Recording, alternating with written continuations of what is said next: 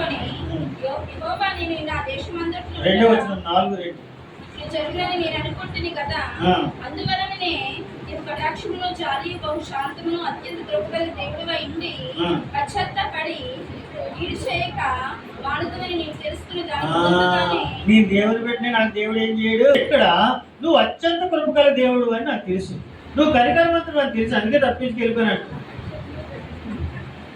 తప్పించుకెళ్ళని నేను వదలదు. చెప్పాను, దేవుడు ఎప్పుడు మన పక్షానే ఉంటాడని అనుకోవద్దు. క్రైస్తుడు కొన్ని గుణమేంటి తెలుసా? నేను బాగా అందరిలో గమనించాను. నేను బాప్తిజం పొందాను కనుక నాతోనే దేవుడు ఉంటాడనుకోవడం పొరపాటు. నీ క్రియలు ఏమవుతున్నాయి? నీ క్రియలు బాగాలేకపోతే దేవుడు నీ వెనకాడలో ఉంటాడు. నువ్వు బాప్తిజం పొందుతావో ప్రభు వల్లే తీసుకుంటావో కానికే వేస్తావు, అనవసరం. నువ్వు దేవుడు చెప్పినట్టు నడవకపోతే, దేవుని యొక్క వాక్య ప్రకారం జీవించకపోతే, నీ బ్రతుకులో దేవుడికి వ్యతిరేకమైన జీవితం ఉంటే దేవుడు కృప చూపించే దేవుడు కాదు. యోనా గారు మాట్లాడుతున్న మాట, నువ్వు కరుణావాత్సల్యం గలవాడు అని, దయగల దేవుడు అని నేను అనుకుంటున్నాను, నువ్వు ఎలాంటి కీడు చేస్తావు అని అనుకోలేదు అని అంటున్నాను. సరే, ఇవన్నీ చూస్తే శ్రమ పోగొట్టేటగా అది పెరిగి యోనా తలకు పైగా నేడి ఇచ్చినట్టు చేసిందట. ఏది? బాగా అండర్స్టాండింగ్ లో ఉన్నారు, మంచి దీంట్లో ఉన్నారు. ఇంకొక బాగా చూసి తెలగొట్ట చూడాలి. అదంతా ఆ ఎండ వేడిమికి సొర చెట్టట పైకి వచ్చి ఆయన తల మీదుగా త్వరగా పెరిగిందట. ఆయన దాన్ని చూసి ఏమనుకున్నాడు? మనకి ఏదైనా జాబ్ వచ్చినా, ఎక్కువ జీతం వచ్చినా మంచి ఆనందంలో ఉంటాం. ఇలా మంచి ఇల్లు కట్టిన ముందు ఎలాంటి ప్రార్థన చేస్తాం? ఉపవాసం ఉండిపోతాం. ఇలా జాబ్ వచ్చి ముందు ఉపవాసం ఉండిపోతాం. చాలా భయంతో ఉంటాం. ఏదైనా దుబాయ్ వెళ్ళాలన్నా ఉపవాసం వెళ్ళిపోతాం. ఇలాంటి వాళ్ళు బోల్ మందిని చూసాం. వెళ్ళిపోయిన తర్వాత ఫోన్ చేయలేని ఒకడు ఉన్నాడు. మనం హల్లెలూయా చెప్తున్నా, విదేశాల్లో ఉన్నారు కానీ అప్పుడు మనకి సాయం చేయాలి. అందరూ అలా ఇది పాలనాయకులు వెళ్ళేటప్పుడు యేసఫ్ గారు నన్ను వెళ్ళాక బయటికి వెళ్ళి జ్ఞాపకం చేసుకుని అంటే అందరూ మాట ఇచ్చిన కానీ అప్పుడు కూడా చూడు. హల్లెలూయా. దేవుడు కూడా మర్చిపోయేవారు. ఇల్లు కట్టిన, జాబ్ వచ్చిన, పరిస్థితులు వచ్చినా మర్చిపోతుంటారన్నమాట. మర్చిపోయి ఏం చేశారట? ఆనందాన్ని చూసి ఆ సొర చెట్టు చూడగానే బహు సంతోషించాడు. చదవండి. 7 ఏమంటారు? మరుసటి ఉదయం అందు దేవుడు ఒక పురుగును ఏం చేశాడమ్మా? ఇప్పుడు 2 పాయింట్కి పురుగు దేవుడే పంపిస్తాడు నీ ఇంట్లోకి, నీ జీతం మీదకి, నీ ఒంటి మీదకి, నీ కుటుంబం మీదకి. పురుగు ఎప్పుడు వస్తుందో చెప్పండి. అన్నీ తెలుసు కానీ అయినా భయం ఉంటుంది. నీ మీదకి, నీ పని మీదకి, నీ జీతం మీదకి పురుగు ఎప్పుడు పంపించకుండా ఉండాలంటే నాకు ఒక ఆలోచన మీకు ఒకసారి చెప్పాను. మీకు గుర్తుంది, చాలాసార్లు చెప్పాను. నేను ప్రార్థన చేసుకుంటూ మా ముళ్ళ చెట్టు కింద ఎక్కడ ఉన్నాను. ఈ గొల్ల వాళ్ళు గుడికి వేసుకుంటే గొప్ప గొడుగు అంటారని నాకు ఐడియా ఉంది. ఆ గుడికి వేసుకుంటే పురుగు దాని మీదకి వచ్చింది కానీ నా మీదకి రాదు. క్లియర్గా కల్లో చూశాను.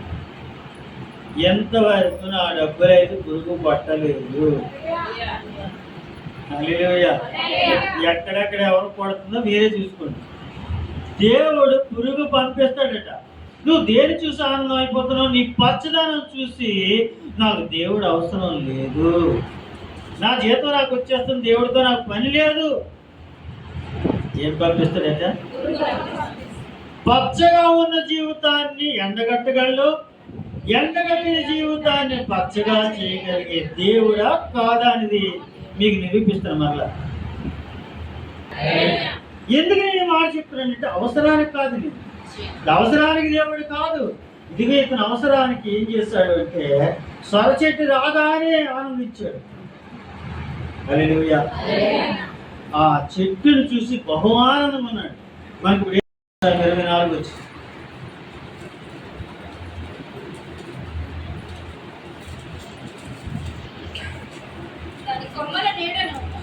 దాని కొమ్మల నీడను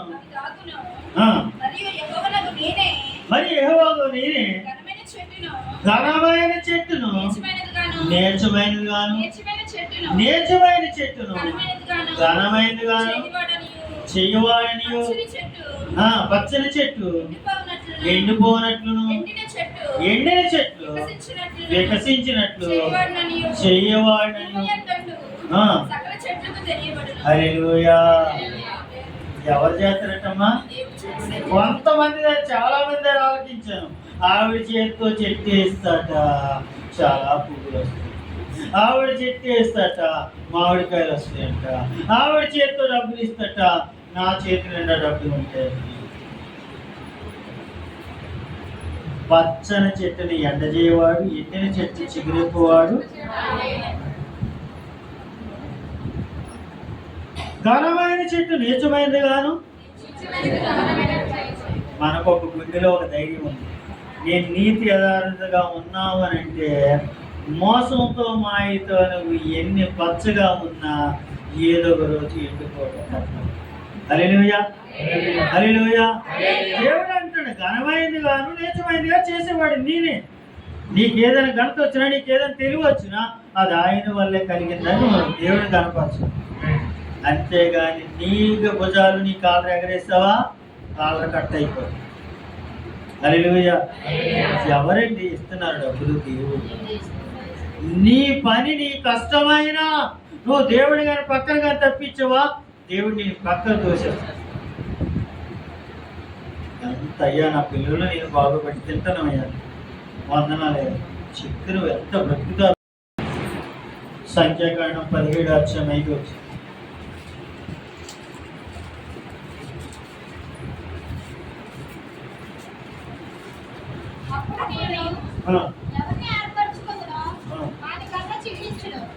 నేను ఎవరిని ఏర్పరచుకుందునో. నువ్వు దేవుని ఏర్పాట్లు ఉంటే నువ్వు వెలగొట్టావు, ప్రార్థన చేస్తావు, వాక్యంతో ఉంటావు. దేవుడు చెప్పిన మాట ఆలకిస్తే నువ్వు చిగురిస్తావు. ఎంత గొప్ప మాటలు చెప్తుంటే మనిషికి ఏం అర్థం అవుతుంది. ఆదివారం వచ్చానా లేదు, నీకు కనబడ్డా లేదు పాస్టర్, అంతవరకు తప్ప నన్ను ఏమనుకో పోతావు. అలాగైతే డాక్టర్ గారు నీ దగ్గరకు వచ్చాను కానీ ఇంజక్షన్ కానీ మందులు కానీ రాకు. దగ్గరకు వచ్చి చూడండి, నేను చెప్పిన ఉదాహరణ దేవుడు అంటే అందిస్తున్నాడు నాకు. మనం వచ్చిన దేనికి? ఏదైనా ఉంటే లోపాలు తీసుకోవడం. డాక్టర్ దగ్గరికి వెళ్ళిన దేనికి? మందులు రాయొద్దు, ఇంజక్షన్ వేయొద్దు, నా కోసం నువ్వేం చెప్పొద్దు అంటే నువ్వు ఎందుకు వచ్చావు? అది రావడం. హల్లెలూయా. వచ్చామంటే ఇంజక్షన్ అయినా వేసుకోవాలి, మందులు అయినా వేసుకోవాలి. చెప్పినది జాగ్రత్తగా పద్ధతి అయినా అప్పుడు నీ జీవితం ఏమవుతుంది? ఇప్పుడు తెలియలేని వాళ్ళకి చెప్పాలి కదా, ఆదివారం అనుకోడు, శుక్రవారం అనుకోడు, జాబ్లు ఉన్నాయనుకో, అది పరిస్థితులు బట్టి ఏం ఆడతాం అనుకోవచ్చు. చాలా ఉన్నాయి కానీ చెప్పట్లేదు.